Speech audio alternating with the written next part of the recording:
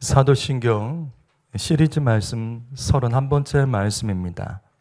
성령에 대한 9번째 말씀, 그 중에 성령의 사역을 나타내는 명칭 4번째 말씀 오늘 전하도록 하겠습니다. 우리는 지금 사도신경의 마지막 결론인 성령과 교회에 대한 신앙 고백 중에서 먼저 성령에 대한 말씀을 지금 상세히 나누고 있습니다.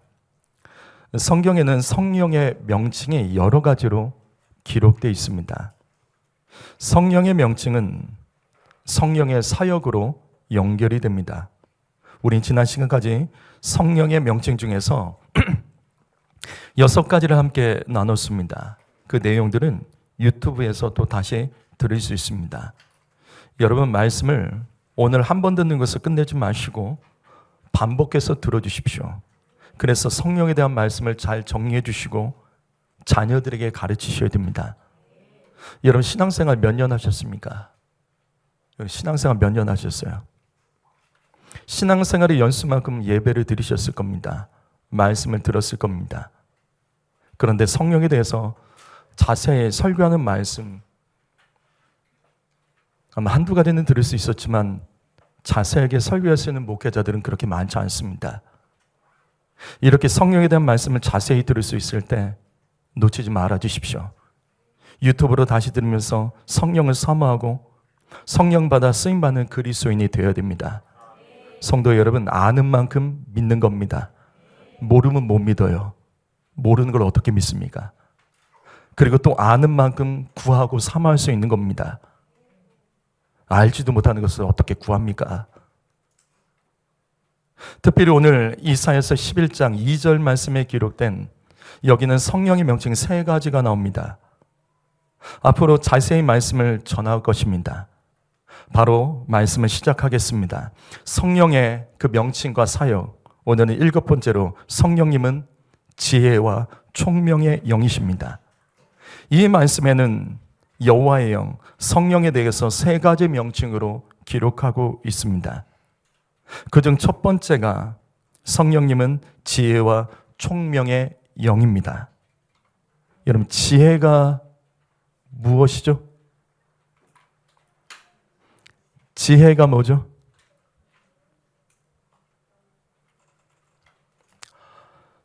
목회자가 설교할 때 가장 많이 실수하는 것 중에 하나가 성경에 기록된 단어를 한글 사전에서 찾는 거예요.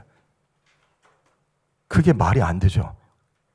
성경에 기록된 단어는 성경 안에서 풀고 이해해야 됩니다. 지혜가 뭐죠?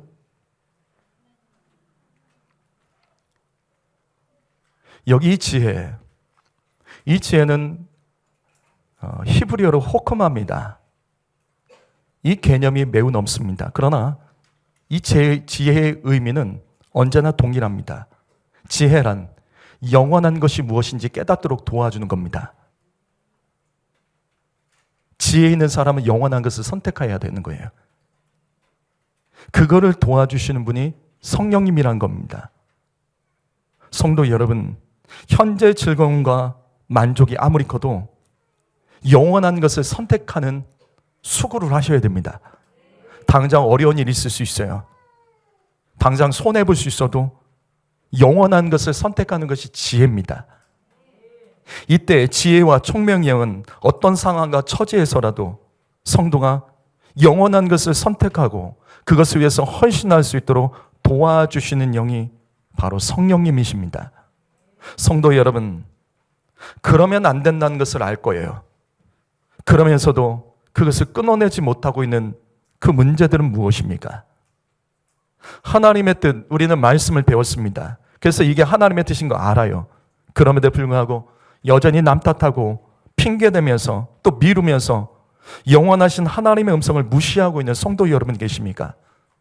그래서 성령 받아야 됩니다. 성령 받으면 영원한 것을 선택한다고요. 왜? 성령은 지혜와 총명의 영이기 때문에 이 땅에 허무한 것, 살아 없어질 것을 구하며 살아가지 않도록 우리를 도와주십니다. 또한 성령은 지혜와 총명의 영이라고 여기 기록합니다. 여기 총명은 뭐죠? 총명은 뭐죠? 총명이 뭐죠? 똑똑한 거? 총명이 뭘까요? 이거는 히브리어로 잘 되어 있습니다. 통찰력입니다. 분별력이고 이해력이 총명입니다. 통찰력은 꿰뚫어 보는 거예요. 본질을 볼 줄 아는 거예요. 중요한 것을 볼 줄 아는 것이 통찰력입니다. 분별력은 판단할 수 있는 거예요. 바르게 판단하는 거예요. 해야 될 것과 하지 말아야 될 것, 품어야 될 것과 품지 말아야 될 것, 그것을 판단하게 하는 것이 분별력입니다. 이해, 바르게 아는 거예요. 아는데 잘못 알고 있는 사람들이 있어요. 나는 안다고 말하는데 잘못 알고 있어요. 그것을 도와주시는 것, 바르게 알도록 도와주신 분이 바로 성령님이십니다. 그래서 지혜와 총명이 영이신 성령님께서는 성도들이 주님의 뜻을 바르게 깨닫도록, 분별할 수 있도록, 하나님의 뜻이 무엇인지 선택할 수 있도록 분명하게 지도해 주신 분이 바로 성령님, 지혜와 총명의 영이십니다.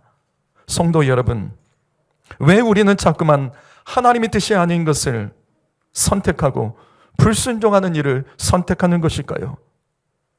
왜 우리의 자녀들은 부모님이 이 아이들 살리기 위해서 하는 말들을 왜 자녀들은 듣지 못하는 것일까요? 이와 같이 하나님께서 우리를 살리기 위해서 주신 말씀을 왜 우리는 자꾸 무시하고 세상에 험한 것을 자꾸 붙들려고 하고 자기 감정을 고집하며 살아가는 것일까요? 이때 여러분 남 탓하면 안 됩니다. 환경 탓하면 안 됩니다. 성령 충만하지 못했기 때문입니다. 성령 충만하면 우리가 하나님의 뜻을 바르게 알고 분명한 것을 선택하게 하고 그 다음에 영원한 것이 무엇인지 정말로 뺏기지 않도록 도와주신다고 해요. 지혜와 총명의 영은 우리가 이 땅에서 허무한 것을 굴복하지 않고 영원한 생명이 있도록 우리를 지도해 주시고 도와주시는 분이십니다. 예수 믿으면서도 자꾸 헷갈리는 것이 무엇입니까? 예수 믿으면서도 어느 것이 옳은지 분별이 안 되는 분이 무엇입니까? 분별이 안 되는 것은 무엇입니까? 내가 무엇을 해야 되는 것인지, 이것을 해야 되는지, 저것을 해야 되는지 갈등되는 분이 계십니까? 그렇다면 지혜와 총명의 영을 받으셔야 됩니다. 인생은 빨리 가는 것이 중요한 것이 아니에요. 방향이 중요합니다. 방향이 중요하다고요. 그 방향을 지도해 주신 분이 바로 오늘 말씀에 지혜와 총명의 영 성령님이십니다. 그렇다면 오늘 말씀 조금 더 구체적으로 가죠. 왜 성령을 우리가 받아야 되는지, 왜 지혜와 총명의 영을 받아야 되는지, 이것을 사모해야 되는지, 지혜와 총명에는 총명의 영은 우리의 삶 가운데 어떤 일을 행하실까? 오늘 그거 볼 거예요. 첫 번째로 지혜와 총명의 영은 성전과 나라를 세우도록 도와주십니다. 이 말씀이 기가 막혀요. 출애굽기 35장 30절과 31절 말씀입니다. 여기 이 말씀 읽어보죠. 성경 말씀이 있습니다. 입으로 고백하세요. 분명한 소리로 고백하십시오. 있습니다. 시작.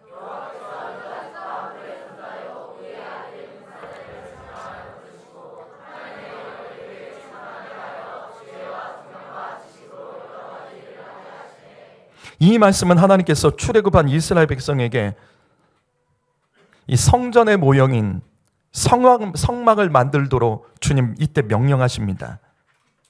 그리고 하나님께서는 성막에 사용되는 모든 성물들을 제작할 수 있도록 부살렐과 또 오홀리압이라는 사람에게 맡깁니다. 왜 주님은 이들에게 이 성전을 세우는 이 일을 맡기셨을까? 왜냐하면 이들은 하나님의 영, 성령이 충만했기 때문입니다. 그래서 이 말씀 보십시오. 그들은 지혜와 총명과 지식이 충만했기 때문에 성전을 세우는 일을 사명 감당할 수 있었던 겁니다. 출애굽기 36장 1절 말씀, 부살렐과 오홀리압과 및 마음이 지혜로운 사람 곧 하나님께서 지혜와 총명을 부으사 성소에 쓸 모든 일들을 알게 하신 자들은 모두 여호와께서 명령하신 대로 할 것이다. 여기 부살렐과 오홀리압은 지혜와 총명의 영이 충만했기 때문에 하나님께서는 성전 세우는 모든 일들을 이들에게 맡기십니다. 바로 이것입니다. 성령 충만한 사람이 교회 세울 수 있습니다. 그런데 이 말씀 보십시오. 부살레과 오홀리압은 자기가 원하는 대로 성전을 세우지 않았습니다. 분명 성경은 이렇게 말씀합니다. 여호와 하나님께서 명령하신 대로 성전을 세우게 됩니다. 여호와께서 명령하신 대로 성전을 세웠다고요. 성도 여러분, 이거 그냥 보지 마세요. 우리 교회는 교회를 사랑하고 건강한 교회를 세우기 원하는 성도들이 이 자리에 많이 계십니다. 여기 많은 성도들이 교회를 세우기를 원하고 건강한 교회를 이 땅 가운데 세우기 원하는 그 사명을 가진 분들이 많이 있다고요. 그러나 이 말씀 놓치지 마십시오. 내가 원하는 교회 세우지 마세요. 하나님이 원하는 교회 세워야 됩니다. 그러기 위해서 성령 받아야 됩니다. 성도 여러분, 성령 충만하십니까? 우리 오늘 말씀 통해 기억하죠. 성령 충만하지 못하면 교회를 함부로 만지지 마세요. 성령 충만하지 못하면 교회를 함부로 평가하지 마세요. 성령 충만이 먼저입니다. 먼저 성령 충만부터 하셔야 됩니다. 성령께서는 지혜와 총명의 영이십니다. 지혜와 총명은 우리의 허무하고 이기적인 생각을 영원한 생각으로 사로잡히도록 도와주십니다. 지혜와 총명의 영은 내가 원하는 것이 아니라 하나님께서 무엇을 원하시는지, 하나님께서 무엇을 기뻐하시는지 그 뜻을 선택할 수 있도록 도와주신다고요. 그래서 교회 세우기를 원한다면, 내 교회가 정말 좋은 교회가 되기를 원한다면 여러분이 성령 충만하셔야 됩니다. 하나님께서는 지혜와 총명의 성령이 충만한 자를 통해서 교회를 세워가십니다. 열왕기상 3장 12절 말씀, 이 말씀도 읽어보죠. 이 말씀도 읽어봅니다. 시작.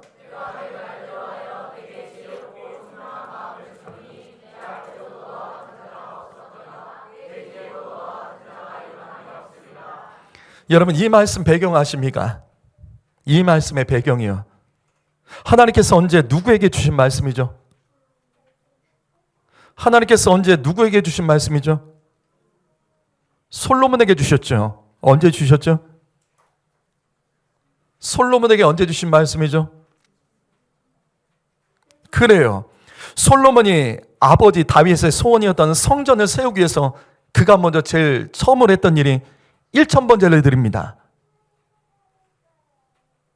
그 1,000번제를 하나님께서 얼마나 기뻐하셨는지 그날 밤 하나님께서 솔로몬에게 나타나셔서 하나님의 성전과 나라를 세우기 원하는 솔로몬의 간구를 들으셔서 지혜와 총명을 부어주십니다.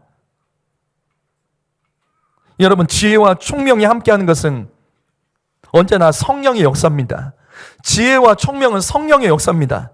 그래서 솔로몬이 이후에 예루살렘 성전을 세우게 되고 나라를 튼튼하게 세우게 됩니다. 바로 이거예요. 다시요, 여러분, 이 땅에 교회를 세우기 원하시는 성도 여러분이 계십니까? 열방의 교회 세우기 원하는 분들 계시죠? 또 이 나라 대한민국이 바르게 세워지기를 원하는 분들 계시죠? 그러면 성령 받아야 됩니다. 지혜와 총명의 영은 성전과 이 땅의 나라를 세우는 데 쓰임받도록 우리를 도와주십니다. 그 증거가 바로 다니엘이에요. 다니엘서 9장 1절과 21절과 22절 말씀을 보겠습니다. 이 말씀의 배경과 이 말씀의 내용을 한번 읽어보죠. 여기 있는 말씀을 읽어보죠. 읽어봅니다. 앞에 보시고 읽어봅니다. 시작.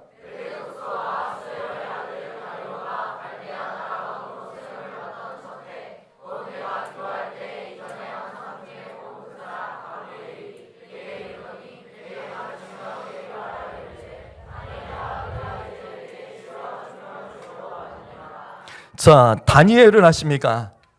다니엘은 남유다 이스라엘 백성으로서 그 나라 이스라엘이 멸망당할 때 바벨론에게 포로로 끌려갔던 사람입니다.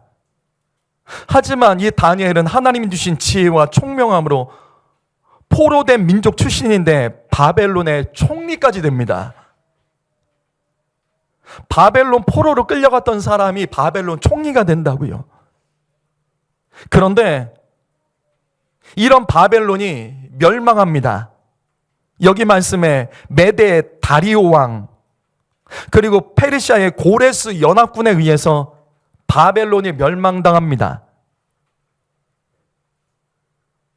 메대 다리오와 페르시아의 고레스 왕이 연합하여 이 바벨론을 멸망시키고, 그리고 나서 그 나라를 점령한 뒤에 메대의 다리오 왕이 됩니다. 그렇다면 이제 다니엘은 어떻게 되는 것일까? 바벨론의 총리였다고요. 이 다니엘은 그러면 이제 앞으로 어떻게 되는 것일까? 이때 다니엘은 예루살렘, 이 민족의 회복을 위하여, 성전의 회복과 나라의 회복을 위하여 예레미야 말씀을 붙잡고 간절하게 기도했습니다. 그 말씀이 바로 이 말씀이에요. 바로 그때 하나님께서 천사장 가브리엘을 다니엘에게 보내주십니다. 그리고 다니엘에게 지혜와 총명을 부어주십니다. 성도 여러분, 지혜와 총명의 영을 받으려면 기도해야 됩니다. 교회를 세우기 위해 간절히 기도하면 교회를 세울 수 있도록 지혜와 총명의 영을 부어주십니다. 또 하나님께서는 나라와 민족을 세우기 위해서 간절히 기도하면 나라를 세울 수 있도록 지혜와 총명의 영을 부어주십니다. 자, 그러면 이렇게 바벨론 총리였던 그 바벨론이 멸망하고, 그럼 다니엘은 어떻게 됐을까? 지혜와 총명의 영을 받는 이 다니엘은 그러면 어떻게 됐을까? 기가 막힌 일이 벌어집니다. 다니엘서 6장 1절에서 3절 말씀 보시면 됩니다. 자, 여기 말씀 보시면 하나님께서는 바벨론이 멸망하고 메대와 페르시아 연합국에 다리오가 왕이 됐었을 때 놀랍게도 이 바벨론의 총리였었던 이 다니엘을 다시 메대와 페르시아 연합국의 초대 총리로 세우십니다. 이건 하나님께서 하신 거예요. 여러분, 이게 말이 돼요? 바벨론이 멸망하면 바벨론의 왕과 총리와 고위 관리들은 함께 숙청당해야 되죠. 그런데 오히려 다니엘은 다시 그 메대와 페르시아의 수석 총리가 됩니다. 왜냐하면 다니엘은 지혜와 총명을 받은 자이기 때문에 이 다리오가 이 페르시아 대제국을 점령하고 나서 이 나라를 통치해야 되겠는데 감당이 안 되는 거예요. 그래서 다니엘을 사용하는 거예요. 다니엘을 통해서 그 땅을 다시 통치하게 됩니다. 결국 이렇게 메대와 페르시아 연합국의 총리가 된 이 다니엘의 영향을 받아서 이후에 합법적인 사건이 하나 벌어지죠. 그게 뭐죠? 이후에 이 다니엘 때문에 이스라엘이 복되게 되는 한 사건이 벌어지죠. 그게 뭐죠? 그게 바로 고레스 칙령입니다. 이게 에스라 1장 2절과 3절에 기록되어 있습니다. 다리오가 왕이 된 다음에 그 다다음에 페르시아가 다시 메대와 이 페르시아가 통합이 됩니다. 그래서 페르시아 제국이 돼요. 이때 페르시아의 초대 왕이 고레스가 됩니다. 그리고 고레스가 왕이 되자마자 했던 일이 바로 이 고레스 칙령입니다. 그 내용은 뭐냐면 바벨론 때 포로를 잡혀왔던 민족들은 너의 고향으로 다 돌아가라. 그래서 다시 돌아가서 너희 나라 세워라. 이게 고레스 칙령이에요. 그래서 바벨론 때 포로를 잡혀왔던 이스라엘 백성들이 70년 만에 다시 예루살렘에 돌아가서 성전을 세우고 나라를 세우면서 그 나라가 회복되는 겁니다. 근데 이 결과를 만들었던 배후에는 무너진 이스라엘 회복을 위하여 간절히 기도하다가 지혜와 총명의 영을 받아 쓰임받았던 다니엘의 헌신이 있었기 때문에 이 사건이 가능했던 거예요. 성도 여러분, 권면드립니다. 여러분 중에 교회를 세우는 사명을 감당하기 원하는 성도 여러분이 계십니까? 목회자로서, 장로와 중직자로서, 부장으로서, 기관장으로서, 선교사로서, 믿음의 가장으로서 일터와 사업으로, 재정으로 쓰임받아 교회를 세우기 원하는 성도가 있다면 여러분 먼저 성령 받으셔야 됩니다. 성령님은 지혜와 총명의 영이시며 성전을 세우도록 능력과 지혜를 부어주시는 하나님의 영이십니다. 성령 받지 않고 교회 세우려고 하지 마세요. 안 됩니다. 성도 여러분, 여러분 중에 나라와 민족을 위해서 쓰임받기 원하는 성도 여러분이 계십니까? 이 나라 대한민국의 행정부의 공무원으로서, 각 지자체의 국장으로서, 장관과 차관으로, 대통령으로, 아니면 사법부의 판사와 검사로, 입법부에서 시의원과 도의원과 국회의원으로 쓰임받기를 소망하는 자녀들이 이 자리에 계시다면 이것만 기억하세요. 성령 받아야 됩니다. 우리나라 국가 지도자의 절반들이 예수 믿는 사람이에요. 이 나라 국회의원의 절반이 예수 믿는 사람이라고요. 그런데도 대한민국이 사방으로 무너지는 그 이유는 다른 게 아니에요. 교회 다니는 사람들은 많지만, 그래서 선거 때마다 나 예수 믿는다고 와서 펴달라고 하는 사람들은 많지만, 그 중에 지혜와 총명을 받은 국가 지도자들이 절대 부족한 거예요. 예수 믿는 것과 성령 받은 건 다른 겁니다.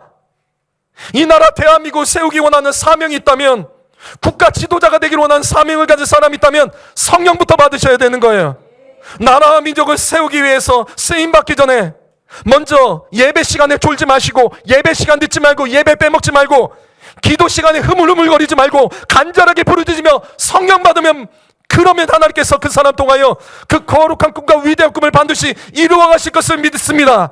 성도 여러분, 내 자녀들이 믿음으로 이 땅 가운데 쓰임받고 하나님 나라 세우고 교회 세우고 이 나라 세우는 자녀가 되기를 원한다면 성령받게 하는 것, 성령받게 하는 것, 그것이 먼저라고요. 내 자녀들에게 세상을 원망하는 것을 가르치지 마세요. 내 자녀들에게 어떻게 하면 납득하는지 그거 가르치지 마세요. 내 자녀들에게 불평하는 법을 가르치지 마세요. 감사하는 것을 가르치셔야 돼요.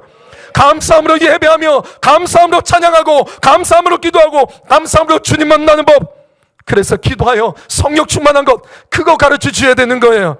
더 예배해야 된다는 걸 가르치시고 더 기도해야 된다는 것을 가르쳐주셔야 됩니다. 우리에게는 새벽마다 부르짖는 소수의 자녀들이 있습니다. 주보의 광고처럼 저녁 때마다 찬양하고 기도하는 자녀들, 토요일날 또 주일날 오전에 거리로 나가서 찬양하고 전도하며 복음 전하는 자녀들이 있다고요. 여러분의 자녀는 어떻게 쓰임받고 있습니까? 우리 교회는 찬양 예배 때마다 이 앞에서 쓰임받으며 찬양 인도하고 기도 인도하는 학생과 청년들이 있습니다. 사명 감당 빼앗기지 않기 위하여 몸부림치는 자녀들이 있습니다. 여러분의 자녀는 어떻게 쓰임받고 있습니까? 성도 여러분, 그 자녀들이 지금은 부족해 보여도 그들이 성령을 받고 지혜와 총명의 영을 받으면 그들은 세우는 자가 된다고요. 사랑하는 성도 여러분, 성령 받아야 됩니다. 성령 받으면 반드시 달라지고 성령 받으면 미래가 있고 희망이 있게 되는 줄 믿습니다. 두 번째로, 지혜와 총명의 영은 선행과 온유함으로 하나 되게 일을 하시는 분이십니다. 여기 야고보서 3장 13절 말씀 읽어보죠. 야고보서 3장 13절 말씀 읽어봅니다. 시작.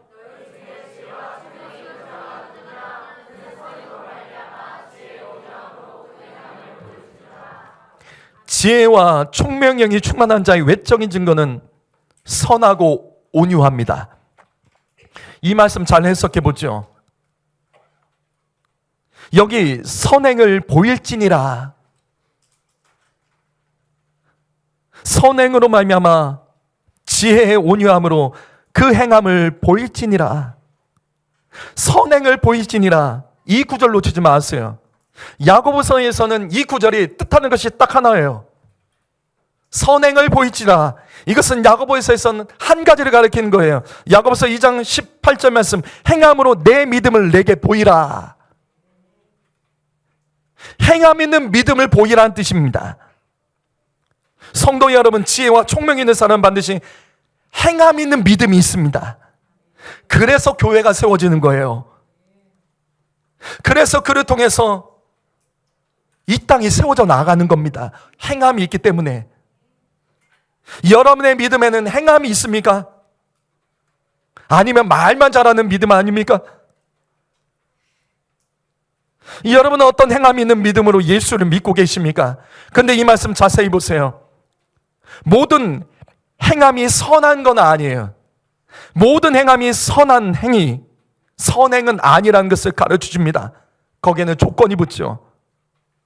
우리가 주님 보시기에 선한 믿음의 행위가 되려면 지혜롭고 온유해야 됩니다. 지혜의 온유함이 있어야 된다는 거예요. 여기 온유함이라는 단어를 아십니까? 여기 온유함이라는 단어, 이 단어는 헬라어로 포용성입니다. 포용성. 여러분, 바로 이거예요. 자기 기준으로 주의 일을 하면 안 됩니다. 이기적이고 강팍한 마음으로 주의 일을 하면 안 됩니다. 지혜와 총명의 영은 단호합니다. 하지만 포용성을 잃지 않도록 도와준다고요. 이게 무슨 말이냐면, 잘 들으십시오. 성도는 다른 성도와 원수 맺거나 적을 삼지 않습니다. 나와 달라도, 내 마음에 들지 않아도, 부족해도, 실패한 자라도, 나를 힘들게 하는 자라도, 상처를 주는 자라도, 나를 배신했어도, 나와 친하지 않아도 성도는 다른 성도와 원수 맺거나 적을 삼지 않습니다. 그래도 온유함으로 포용하며 기다려주고 기도합니다. 왜냐하면 나도 연약한 자이고 죄인이며 온전하지 못한 자이기 때문입니다. 그래서 지혜와 총명의 영은 어떤 경우라도 교회가 하나 되도록 선행과 온유함이 있도록 도와주는 거예요. 성도 여러분, 여러분의 가정의 식구는 몇 명이죠? 여러분의 가정의 식구는 몇 명이냐고요? 10명 이상 되는 가족 있으세요? 10명 이상이 같이 밥 먹고 자는 가정 있으시냐고요? 근데 몇 명 안 되는 이 가족도 하나 되는 게 어렵죠. 많은 시간을 함께 보내고 함께 밥 먹고 함께 잠자는데도 하나 되는 거 어렵죠. 그럼 교회는요? 교회는 여러 가정이 모여 있습니다. 함께 많은 시간을 보내는 것도 아니에요. 늘 같이 밥 먹는 것도 아니에요. 함께 잠자는 것도 아니에요. 이런 교회가 어떻게 하면 하나 될 수 있을까요? 이런 교회가 하나 되는 것이 정말 가능할까요? 이게 얼마나 어려울까요? 그래서 성도는 성령 받아야 됩니다. 우리가 이 안에서 하나 되려면 지혜와 총명의 영을 받아야 됩니다. 지혜와 총명의 영은 우리 모든 개개인의 마음을 헤아리진 않아요. 이거 잘 이해하세요. 지혜와 총명의 영이 임하시면 모든 개개인의 마음이 헤아려지는 것이 아니에요. 지혜와 총명의 영이 임하시면 기준이 세워지는 겁니다. 오직 하나님의 말씀이 기준입니다. 내 생각과 내 감정과 내 뜻과 내 판단이 기준이 되지 않아요. 지혜와 총명의 영이 임하시면 이와 같이 기준을 세워줘요. 하나님 말씀이 기준이다. 너희 이것에 다 따라라. 그래서 우리의 하나됨의 기준은 오직 하나님의 말씀입니다. 그래서 지혜의 총명의 영이 임하시면 우리 개개인의 마음이 헤아려지는 것이 아니라 우리 개개인의 마음이 각자의 개성들이 그거 주장하지 않고 하나님의 뜻을 분별하며 깨닫도록 도와주십니다. 그리고 하나님의 뜻 안에 모두가 하나 되게 도와주세요.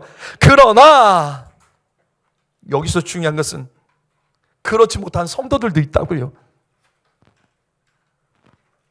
그때 지혜와 총명의 영은 그렇지 못한 자가 있다 할지라도 서로 적으로 삼지 않고 온유함으로 포용하며 기다려주며 기도하도록 도와주는 거예요. 모두가 하나님의 말씀의 뜻대로 살아갈 수는 없는 거예요. 그것을 따라가지 못하는 사람들이 있어요.